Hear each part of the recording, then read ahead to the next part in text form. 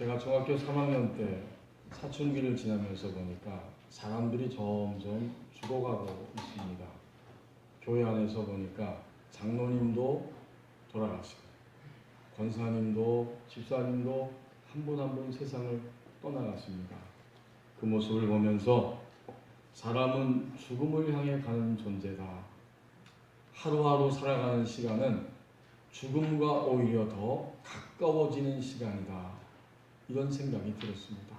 죽음에 대해서 몹시 두려웠고 또 막연한 생각이 들었습니다. 이제 고등학교 1학년이 되어서 보니까 사람들이 또 죽어가고 있습니다.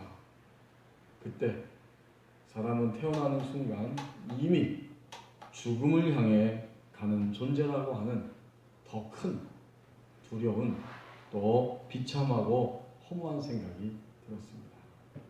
물론 그때도 교회 열심히 나갔고 또 천국에 대한 소망이 확신이 분명히 있는 학생이었습니다. 내가 오늘 죽으면 천국에 간다. 이런 소망이 분명히 있는 믿음의 학생이었음에도 불구하고 그런 생각들을 가지고 살았습니다. 지금 돌이켜보면 아마도 틀림없이 중3 또 고등학생 사춘기 그때 저의 믿음의 중심은 아직까지는 땅의 현실에 이 땅에 훨씬 더 무게중심을 가지고 살아갔다. 이렇게 깨닫습니다. 하늘나라, 하늘의 관점과 시야를 이 땅에 살면서 적용하지는 못하고 살아왔음을 느낍니다. 우리가 오늘 이 땅에 이 현실을 발로 밟고 분명히 살아갑니다.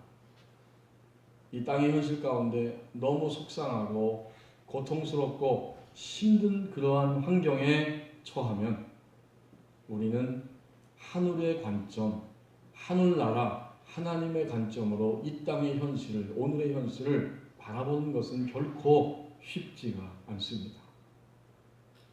오늘 베드로 서신을 받는 그리스도인 공동체, 베드로가 펜을 들어서 이 서신을 썼을 때 그 서신을 받아들이고 있는 그리스도인 공동체가 바로 그런 어려움 가운데 있었습니다. 예수님은 이 땅에 오셔서 사람들에게 인정받고 받아들여지질 못하셨어요. 오히려 위협을 받고 박해를 받고 그런 상태에 처해 있었습니다. 그것이 바로 오늘 우리에게 주신 본문 2장 4절 상반절의 의미입니다. 사람에게는 버림바가 되었으나, 그 말이에요. 사람들에게 인정받지 못하고, 여러분 이상한 이야기 같지만 사실이에요. 예수님은 사람들에게 인정받지 못했고 궁극적으로 위협과 박해를 받고 비참하게 십자가에서 죽으셨습니다. 그 말이 바로 사람들에게는 버림바가 되었으나 이런 이야기입니다. 오늘 이 2장 4절 말씀을 보십시오. 예수님께 나오라고 초대합니다. 모든 사람은 예수님께 나오라 이렇게 초대하고 있습니다. 근데 그 예수님은 사람들에게 인정받지 못하고 비참하게 죽으신 예수님이에요.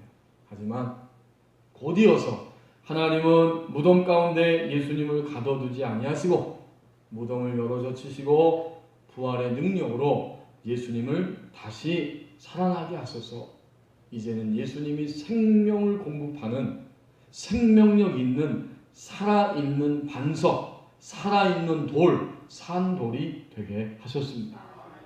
이 말이 바로 4절 하반절의 내용이죠. 사람에게 버림받았는데 하나님이 어떻게 하셨느냐? 하나님께는 택하심을 입은 보배로운 산돌이신 예수께 나와라, 나아가십시오. 이런 말입니다. 하나님이 예수님을 무덤에서 살리시면서 생명의 반석, 살아있는 돌, 산돌로 이렇게 만들어 주셨기 때문에 이제 모든 인류는 바로 현재적으로 살아계시는 예수님께 나오십시오 라고 초대하는 겁니다. 로마 정부가 권력을 잡고 그 당시에 세계 최강 국가로서 그리스도인들을 핍박했는데 왜 핍박했는가? 가만히 들여다보면 그 이유가 무지에서 나온 것입니다. 곧 그리스도인들에 대한 오해가 주 원인이었어요. 로마 제국 전체에서 볼 때 그리스도인들은 그 소수의 사람이었어요. 처음에는. 근데 그들을 보면서 오해했기 때문에 무지했기 때문에 그들을 핍박한 것입니다. 한 3가지 정도 이유가 있는데 첫 번째는 이 로마 제국의 권력자들이 황제들이 그리스도인들을 보니까 무신론자였습니다. 그렇게 생각한 거예요. 로마 그 국가는 다신론을 섬기는 국가였는데 그리스도인들은 어떤 신도 거부하는 거예요.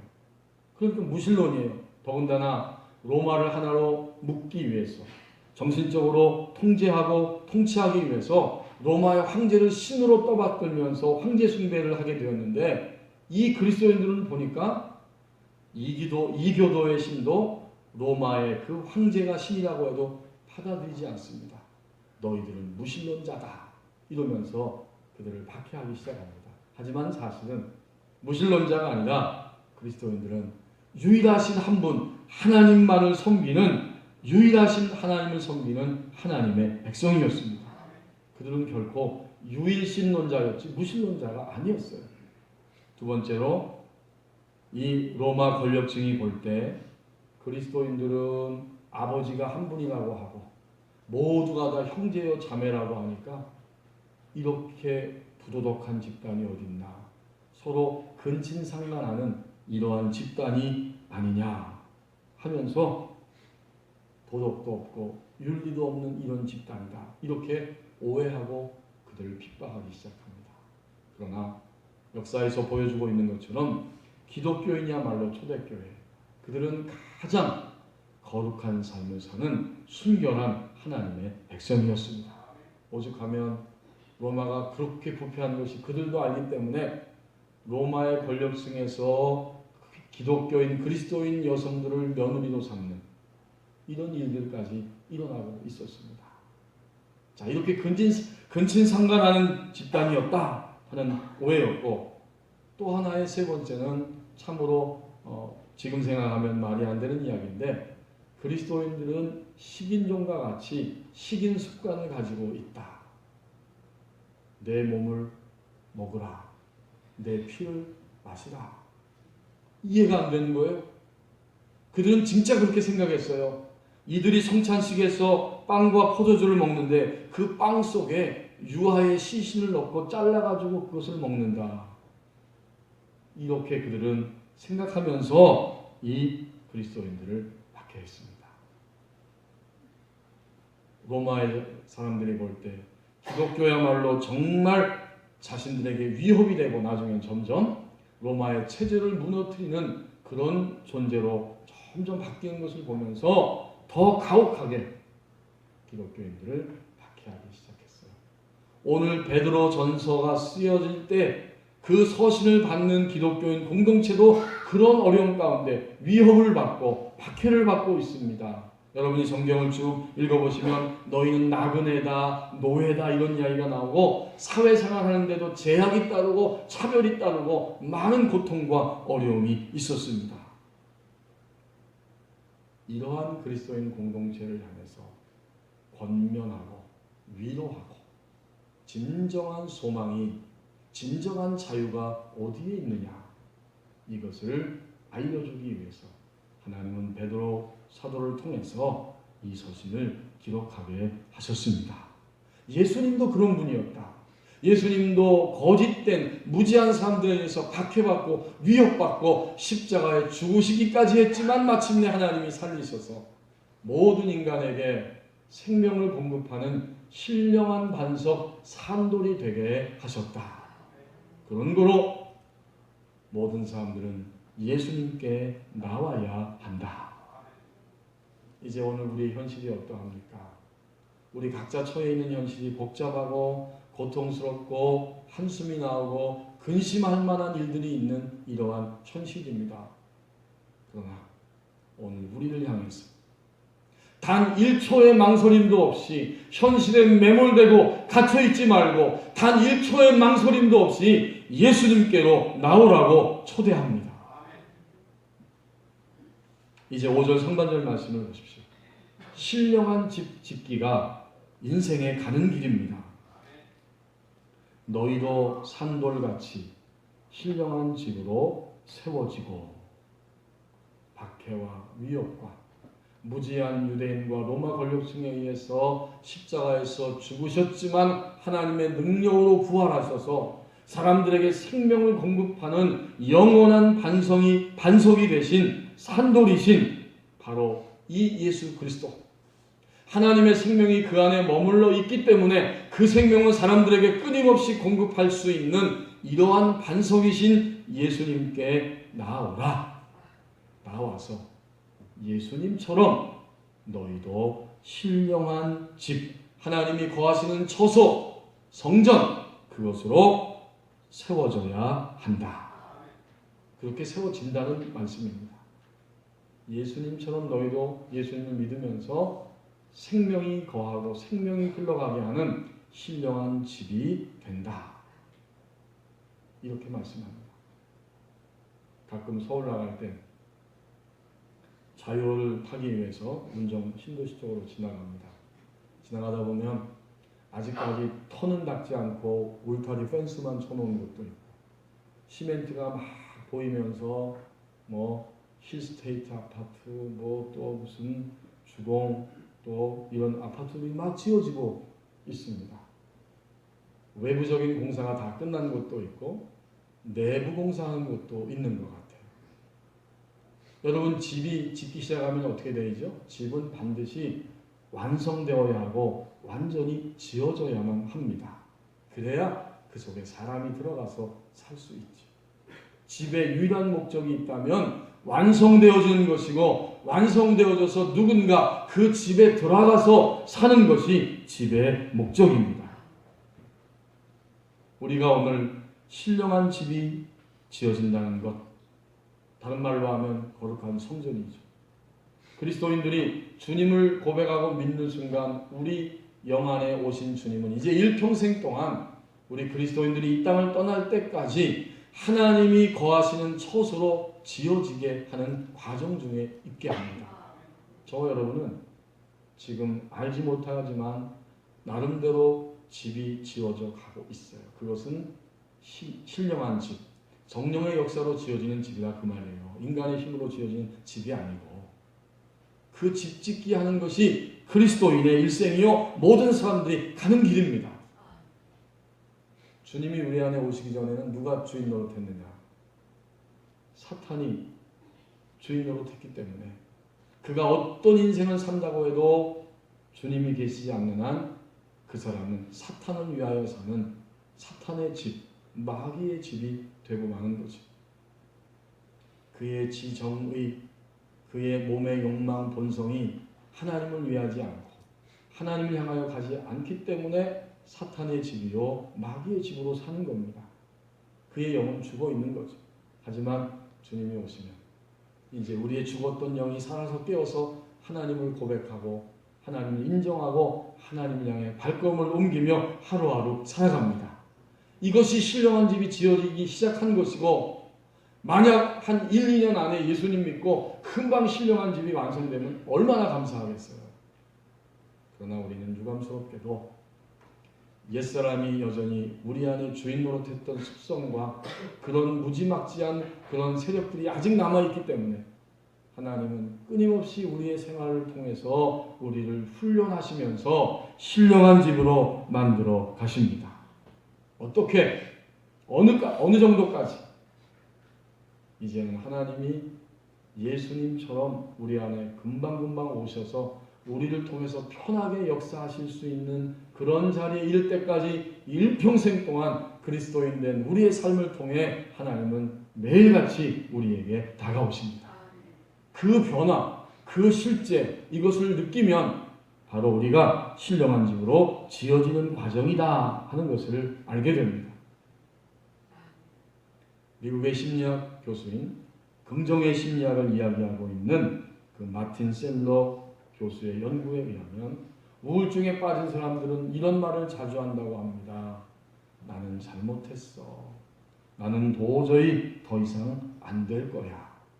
이런 부정적인 언어가 끊임없이 나오게 되고, 그러다 보니까 행동도 항상 부정적으로 흘러간다는 거예요. 가장 중요한 것은 능력과 가지고 있는 것이 아니라 인생에 있어서 정말 중요한 요소는 긍정적인 언어를 갖는 것이고, 긍정적인 말을 통해서 긍정적인 태도를 갖는 게 중요하다. 이렇게 이야기했습니다.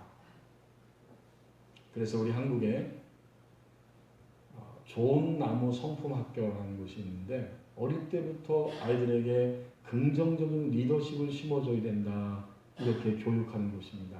거기 이영숙 그 대표, 그분이 긍정의 3단계를 가르치고 이야기합니다. 어떤 부정적인 것이 확 왔을 때에도 절대적으로 긍정적으로 생각할 수 있는 리더십을 어릴 때부터 길러줘야 된다. 그래서 긍정의 3단계를 이야기하는데 이런 겁니다. 첫째는 멈추기. 어떤 부정적인 그런 사건이 내게 꽉 와서 절망을 선택할 수밖에 없는데 그 순간에 멈추라는 겁니다. 딱 멈추고. 이게 멈추기죠. 그 훈련을 해야 된다는 거예요. 두 번째는 생각해보기. 자신이 처해 있는 이 상황에서 선택할 수 있는 것들이 무엇이 있는지 그 방법들을 생각해 보는 겁니다. 마지막 단계는 짐작이 되시죠? 세 번째는 그렇게 방법들을 생각하고 선택하기입니다. 그 중에서 가장 그래도 나은 긍정적인 생각, 긍정적인 감정, 긍정적인 행동을 구체적으로 선택해라. 이게 긍정의 3단계예요. 멈추기, 생각해보기, 선택하기. 이런 모든 내용들이 아주 귀하고, 어릴 때부터 아이들이 이렇게 훈련을 받으면 정말 좋겠다는 생각이 저도 동의하면서 듭니다. 그 습관을 길러줘야 됩니다. 이와 더불어서 그리스도인들은 한 단계 더 앞으로 나아가게 됩니다. 그런 환경이 내게 확 왔을 때 이 환경이 나에게 요구하는 것은 무엇인가? 여기에 초점을 맞춰야 된다는 겁니다. 우리는 다른 거 생각해요. 당신 때문에 그렇습니다. 이것 때문에 그렇습니다. 저것 때문에 그렇습니다. 이렇게 우리는 너무나 생각하기 쉽습니다. 그게 다 맞아요. 맞을 수도 있어요. 하지만 우리가 하나님을 믿는 백성이 되었다는 것은, 그러면 이 환경 속에서 하나님이 나에게 요구하시는 것이 분명히 있으실 텐데 그것이 무엇인지 그 요구를 깨닫기 위해 달려가야 된다는 겁니다. 그 요구를 깨닫고, 그렇다면 하나님 내가 어떻게 행동하기를 원하시는지 이제 하나님의 인도하시는 방향을 향해서 결단하고 그 길로 달려가는 믿음의 행동이 나타나야 합니다. 이게 말이 굉장히 쉬운 말이에요. 하지만 그리스도인의 인생 전체가 여기에 담겨 있습니다. 우리가 힘들어하는 것도 다 그런 거예요. 환경이 딱 왔어요. 사람과의 환경, 물질과의 환경, 모든 환경이 왔을 때 우린 너무 힘듭니다. 때로는 복잡하고 억울하고 힘들고 화가 납니다. 하지만 우리는 이것이 나에게 왔을 때 하나님은 무엇을 요구하시는가? 그것을 초점을 거기에 맞추고, 그리고 하나님의 인도하시는 방향을 향해 달려가는 믿음의 행동이 따라와야 합니다. 신령한 집이 지어지는 만큼 하나님의 사랑 안에서 사는 즐거움과 하나님의 사랑을 만끽하는 것이 있고, 신령한 집이 지어지는 만큼 하나님의 능력을 소유하게 되고 하나님과의 교제 속에서 그의 인생을 살아갈 수 있습니다. 하나님이 우리 안에 오셔서 하나님 자신의 역사를 이루실 수 있도록 지어지는 성전, 이것이 곧 신령한 집입니다. 신령한 집 짓기가 인생에 가는 길입니다. 5절 하반절 말씀을 보십시오. 제사장적 삶을 살아간다고 말씀합니다. 신령한 집으로 세워지고 하고가 다가 아니에요. 그럼 세워져서 어떻게 하겠다는 것이냐? 예수 그리스도로 말미암아 하나님이 기쁘게 받으실 신령한 제사를 드릴 거룩한 제사장이 될지니라. 예수님께 점점 나아가면서 신령한 집이 지어지고, 그게 먼저고, 그렇게 지어지면 우리의 삶을 통해서 자연스럽게 나타나야 될 것이 있는데 신분에 맞는 생활입니다. 그 그리스도인의 신분에는 여러분이 아시는 것처럼, 성경에 나와 있는 것처럼 자녀의 신분이 있어요. 하나님의 자녀 신분이에요. 그리고 하나님의 말씀대로 우리를 점점 다스릴 수 있는 왕의 신분이 있습니다. 그리고 오늘 말하고 있는 성전으로 지어지는 이 성전의 신분이 있고, 이렇게 되고 보면 그 다음에 나타나는 두 개의 신분이 있는데 그 가운데 하나가 오늘 5절에서 말씀하는 제사장의 신분이요, 제사장적 삶입니다. 제사장은 구약시대에 짐승을 잡아서 피를 뿌리며 하나님과 백성 사이에서 제사를 드리면서 하나님께 나가는 자였습니다. 그러나 이제 예수님을 믿은 이후에 제사장적 신분은 완전히 새로운 의미를 갖게 되었는데, 예수님을 믿는 우리 모두가 다, 우리 한 사람 한 사람이 바로 직접 하나님 앞에 예수의 이름으로 나갈 수 있는 그런 영적인 신분이 우리의 소유가 되었습니다. 우리 한 사람 한 사람이 제사장이에요. 이제는 내가, 나 자신이 모든 것을 들고 하나님께 나아갈 수 있게 됩니다. 그런 의미에서 신령한 제사를 드리는 거예요. 그 말은 구약시대에는 짐승이 제물이었지만 이제는 우리가 하나님 앞에 나가 교통하면서 하나님께 여쭙고 하나님의 뜻을 추구하며 살아가는 우리 삶 전체가 하나님 앞에 제물이 되는, 살아있는 제물이 되는 이런 신령한 제사장이 된 것입니다. 제사장적 삶의 핵심은 하나님과의 교통입니다. 하나님과 점점 더 교통하면서 하나님의 방향을 알고 하나님이 원하시는 것을 깨닫고 그 길로 달려갈 때 우리의 삶 전체가 하나님이 받으시는 삶이 되기 때문에 그것이 산제물이고, 우리는 신령한 제사를 드리는, 오늘 5절 하반절 말씀처럼 신령한 제사를 드리는 거룩한 제사장으로 살아가게 됩니다. 2014년 7월 12일 날 서울 신월동에 있는 그 시장골목에서 외제 차량 아우디 접촉사고가 일어난 일이 있습니다. 그것이 무슨 사건이었는가 제가 기사를 과거에 본 적이 있는데, 그 골목길에 아우디 차량이 주차되어 있었고 그 옆을 지나가던 할머니와 손자가 그 리어커를 끌고 옆을 지나가다가 이 할머니가 힘드니까 7살 된 이 손자가 그 리어커를 끌고 갔는데 그 손수레를 끌다가 그만 아우디 차량 옆면을 찌 긁어버렸어요. 할머니는 그 순간 너무나 충격을 받으면서 그 자리에서 어떻게 할 줄 모르고 있고, 이 손자는 할머니의 모습을 보면서 눈물을 뚝뚝뚝 흘리고 있습니다. 해결 방법이 없죠. 사람들이 막 몰려와서 웅성웅성합니다. 그 가운데 한 학생이 그 모습을 보고 핸드폰으로 차주의 연락처를 보고 연락을 해서 자처 지정을 쭉 설명을 했습니다. 한 10분쯤 지나서 40대로 보이는 이 차주 아줌마와 아주머니 부부가 그 골목길에 딱 도착을 했어요. 그리고는 느닷없이 할머니에게 고개를 숙여서 인사를 하면서 차가 주차장에 정차되어야 되는데 골목길에 통행로에 정차가 돼서 통행을 방해했고, 그래서 이 손자가 이렇게 부딪히게 해서 너무나 죄송합니다 라고 꾸벅 인사하며 사과를 하더라는 겁니다. 그 사건 현장을 목격한 사람이 글을 인터넷에 올리게 되고 그것이 이제 점점 번지게 된 거죠. 그 최초의 목격자가 그 장면을 보면서 집에 가면서 말했습니다. 저분들의 인성이 부럽다. 정말 멋진 사람이라는 생각이 들었다. 이렇게 글을 올려놨더니 아우디 코리아, 이 수입차 판매하는 이 아우디 코리아에서 그 글을 보고서 차주의 연락처를 수소문해서 알려주면 그 차를 전액 무상으로 수리해 주겠다라고 또 발표를 했습니다. 여러분, 이런 모든 이야기를 듣고 보는 사람들이 마음의 신선한 감동을 느끼고 또 감동을 받게 되었습니다. 그 이유는 아마도 단 한 가지입니다.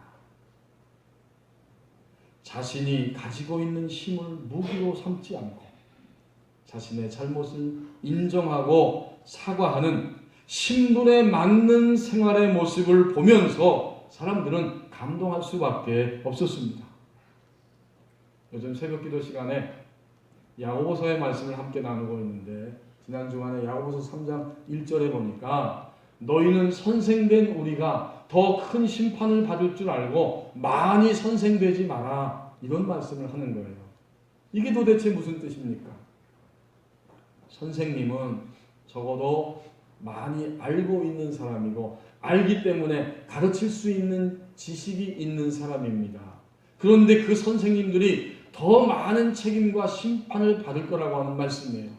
가만히 야고보서를 보니까 그 당시에 선생의 위치에 있는 사람들이 알고 있고 가르치고 있는데 그 말을 통해서 교회 공동체 사람들을 아프게 하고 무시하고 함부로 말하고, 그래서 그 말 때문에 많은 사람들이 그냥 나가 쓰러지는 겁니다. 그것을 보면서 선생된 자리에 있는 사람들, 여러분, 선생은 학교에서 가르치는 선생님만이 아니에요.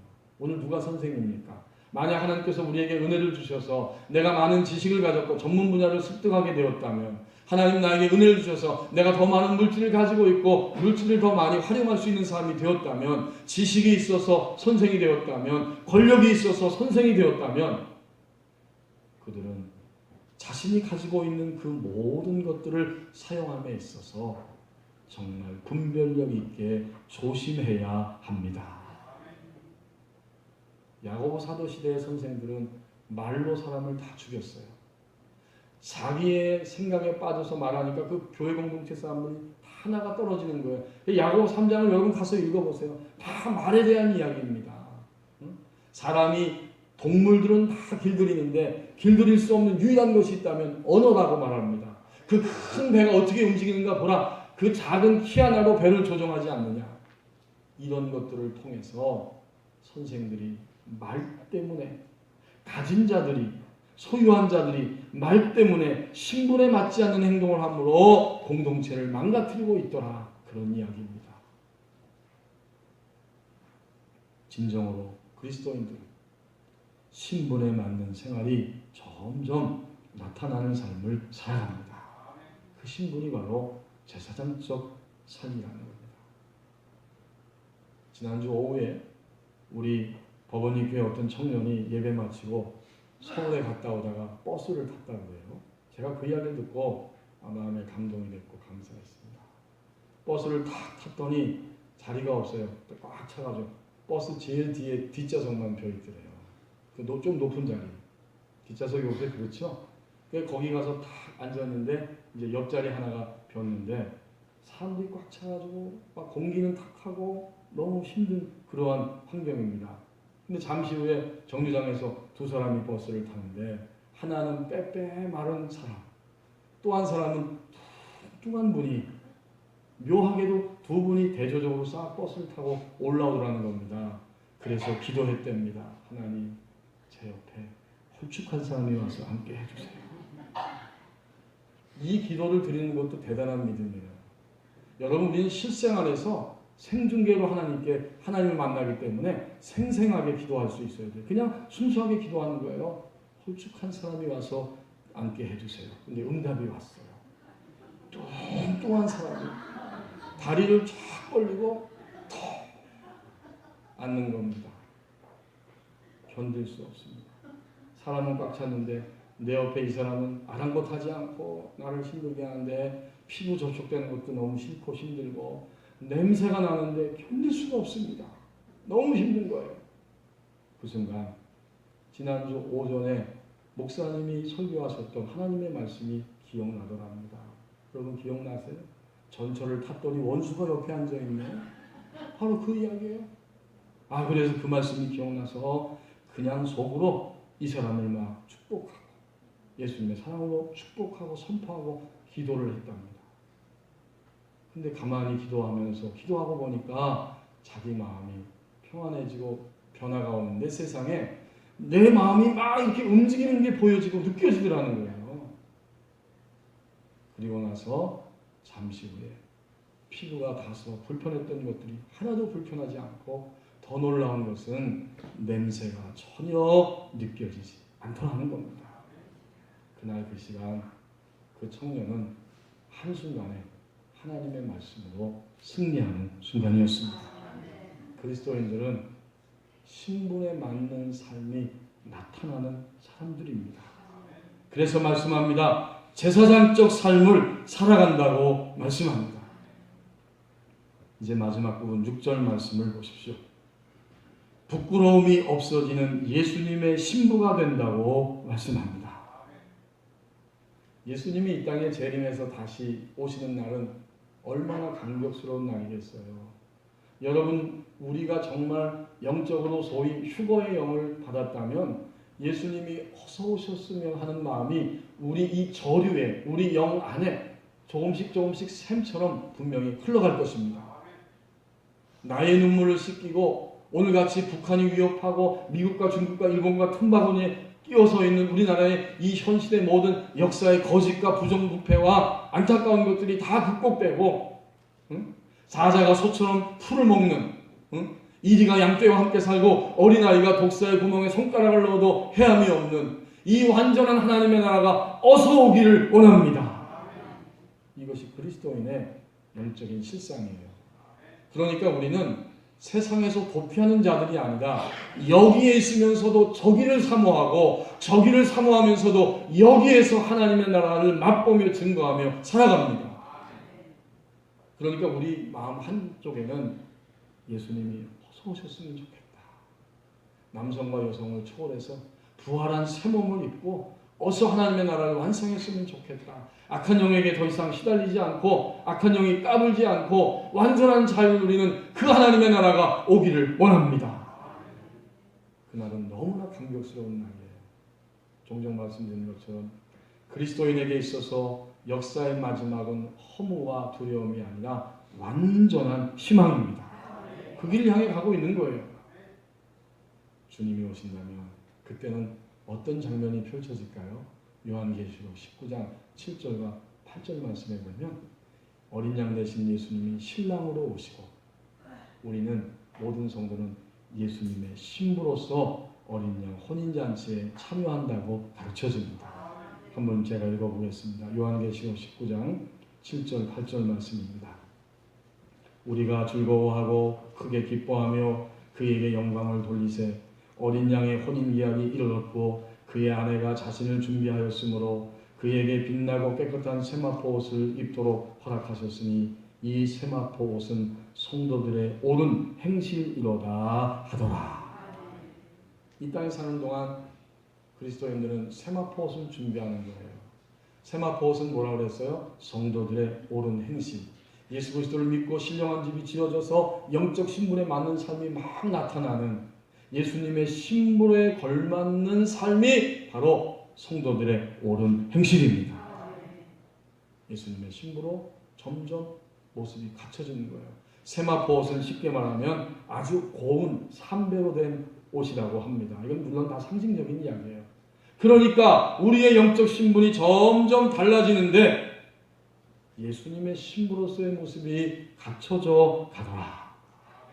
다시 본문으로 돌아가 보십시오. 그러면 예수님의 신부로서의 모습이 구체적으로 무엇입니까? 6절에서 가르쳐 줍니다. 보라 내가 택한 보배로운 모퉁이 돌을 시온에 두노니 그를 믿는 자는 부끄러움을 당하지 아니하리라. 그렇군요. 예수님을 믿는 신부로서 단장되는 사람은 구체적으로 어떤 모습인가 보았더니 부끄러움이 점점 없어지는, 점점 사라져지는, 부끄러움의 것들이 점점 작아져서 점점 더 심해지는 이런 모습이 바로 예수님의 신부로 단장되는 삶입니다. 그것을 6절에서 구체적으로 가르쳐주고 있어요. 보라 내가 택한 모퉁이, 보배로운 모퉁이 돌, 이게 예수님이죠. 아까 4절에서는 예수님을 보배로운 산돌이라고 했어요. 당연하죠. 예수님은 처음에는 산돌이에요. 모든 사람들에게 생명을 공급하는 반석으로서의 산돌이십니다. 하지만 이제 그 생명을 받아들인 사람들에게 있어서 예수님은 어떤 분이시냐면 보배로운 모퉁이 돌이 되십니다. 모퉁이 돌은 중심 되시는 그리스도를 의미합니다. 이스라엘 백성들이 건축할 때 모퉁이 돌을 놓고 그것을 중심으로 벽과 벽이 연결되면서 건물이 완성되죠. 그러니까 우리의 중심이 이제는 예수님이 되는 거예요. 그 모퉁이 돌 되는 예수님이 주님을 믿을 때 우리 안에 머물러 계시고 찾아오셨습니다. 그래서 여기 6절에서 보라 내가 택한 보배로운 모퉁이 돌을 시온에 두었다. 시온은 어디예요?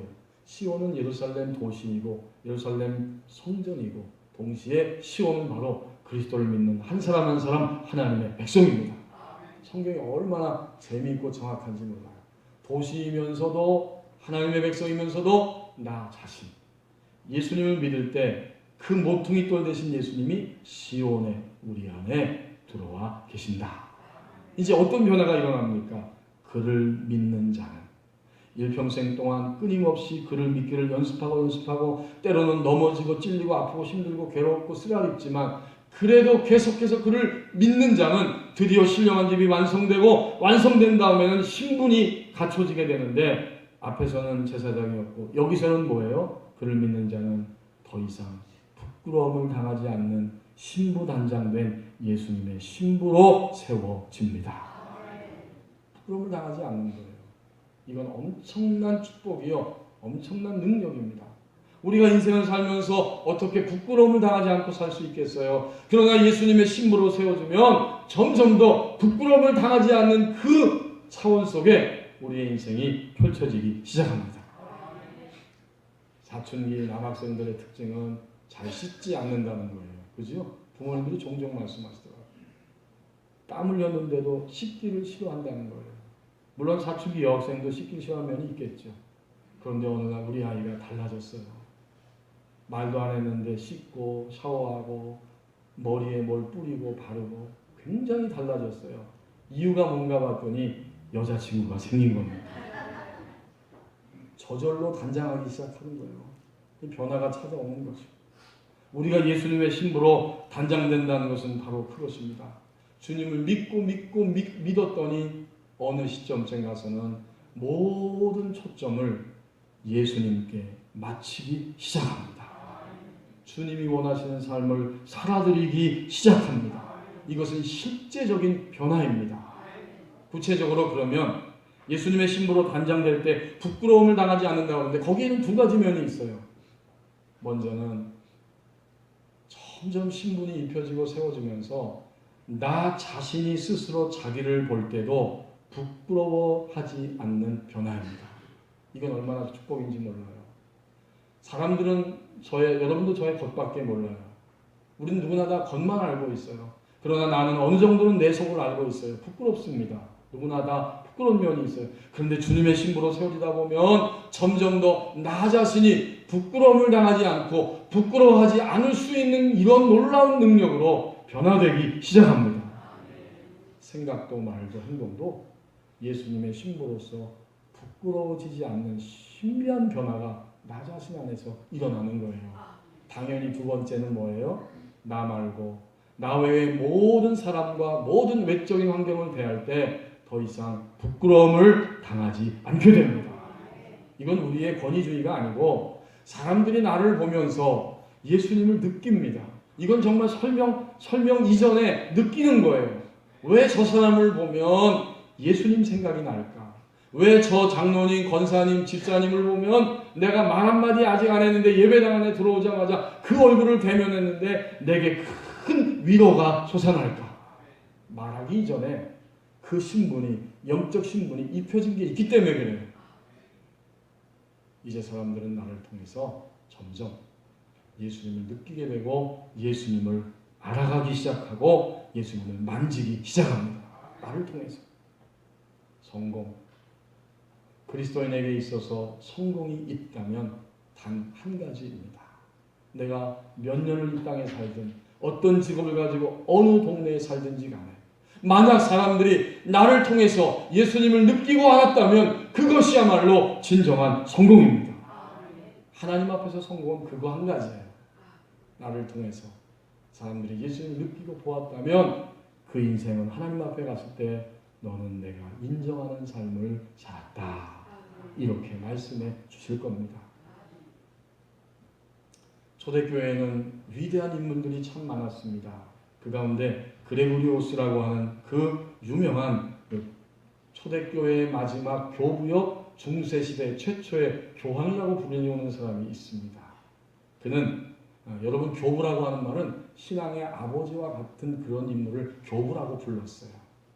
그가 최초의 교황이 되었을 때 그는 아주 검소한 생활을 했고 또 성직 매매를 금지시켰고 많은 개혁의 역사를 이루었고 오늘도 우리 성가대원들이 부르는 이 성가를 편찬하기까지 그렇게 예전에도 관심을 갖는 그런 아주 정말 위대한 하나님의 사람이었습니다. 이제 그가 한번 서재에 있는데 그를 반대하는 폭도들이 몰려와서 그의 서재를 막 파괴시키려고 합니다. 그때 그 그레고리오스 밑에 있던 성직자 가운데 한 사람이 그 폭도들을 향해서 말합니다. 내가 예전에 이 그레고리오스께서 책을 집필하고 계셨는데 이 그레고리오스가 쓴 책 중에 유명한 책이 베네딕트 전기라고 하는 책이 있습니다. 아주 좋은 책이에요. 여러분 기회가 되면 읽어보세요. 아무튼 그렇게 책을 저술하고 계셨는데 그때 성령이 비둘기 모양으로 이 그레고리오스 위에 임재해 계신 것을 내가 직접 보았다. 그 말을 듣는 순간 모든 이 포악한 사람들이 다 물러가고 떠나가게 되었고 그는 서재를 훼손되지 않았다고 하는 그 유명한 이야기가 전해져 오고 있습니다. 그게 뭘까요? 그것은 그레고리오스가 그만큼 신부로 단장되었다고 하는 의미입니다. 성령의 임재 가운데 있는 것은 비둘기 형상으로 그에게 나타나게 하신 것을 보면서 정말 저분은 예수님의 신부로 단장되었구나 이것을 느낄 수 있었습니다. 또 하나의 인물은 여러분이 잘 아시는 성 아우구스티누스라고 하는 인물이 있어요. 그는 이단들과의 치열한 싸움 속에서 중요한 신앙적인 원리들을 많이 세웠고 많은 책들을 저술했어요. 동시에 그는 정말 영혼들을 돌보는 인생의 마지막 시간 그 영혼들을 돌보는 목회자로서의 삶을 살아갔습니다. 그는 이제 독백이라고 하는 책을 지었는데 그 책에 보면 자신이 쓴 거죠. 어거스틴 자신이 자기의 이성과 함께 대화하는 장면이 나옵니다. 거기에 이런 이야기가 있어요. 어거스틴이 말합니다. 나는 하나님과 영혼에 대해 알고 싶다. 이성이 물어봅니다. 더 이상 알고 싶은 것이 없는가? 어거스틴이 대답합니다. 절대로 없다. 자신이 예수님의 신부로 단장되면서 그 위대한 학자여 신학자인 이 어거스틴 마지막 순간에 그의 인생 가운데 하는 말이 이것입니다. 나는 오직 하나님과 영혼에 대해서 알고 싶다. 하나님 앞에서 자신에게도 다른 사람들에게도 부끄러워지지 않는 삶, 바로 예수님의 신부로서 단장되는 것이 그리스도인의 영적 신분의 최종적인 단계입니다. 부끄러워하지 않는 예수님의 신부가 된다고 말씀합니다. 오래전에 어떤 분이 저에게 예수 믿는다면서 목사라면서 그러면 지금까지 잘된 게 뭐야? 예수 믿고 목사 돼서 이익을 얻은 게 뭐야? 이러면서 저한테 따져 물었습니다. 저는 그 질문을 들으면서 굉장히 도전을 받았습니다. 주님을 믿고 난 이후에 온갖 억압과 상처와 또 많은 두려움과 근심에서 완전히 벗어져 나오고 있는가? 예수님께 나오라고 초대합니다. 신령한 집 짓기가 인생의 길입니다. 제사장적 삶을 살아가게 된다고 말씀합니다. 부끄러워지지 않는 예수님의 신부가 된다고 말씀합니다. 우리 일평생 동안 우리를 자유케 하시기 위해서 영적 신분에 맞는 삶을 살라고 오늘 우리에게 말씀해 주십니다. 이제 우리 함께 찬송하고 기도하겠습니다.